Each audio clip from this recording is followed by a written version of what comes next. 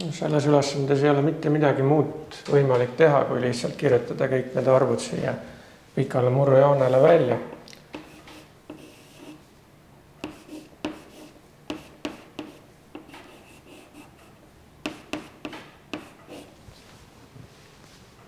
Ja kokku korrutada.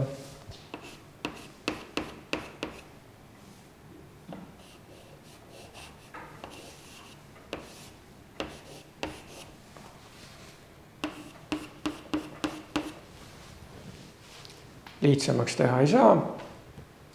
Tuleb vaadata, mitu korda 11 50 sisse mahub. No 11 kordsed on alustuseks lihtsad. Need koosnevad ühesugustest numbritest. 1 korda 11 on 11, 2 korda 12 on 2, 2, 3 korda 3, 3 korda 11 on 3, 3. Ja 50 on parasjagu 5, 5 ja 4, 4 vahel. Seega 4 korda mahub sinna sisse. Ja üle jääb 6.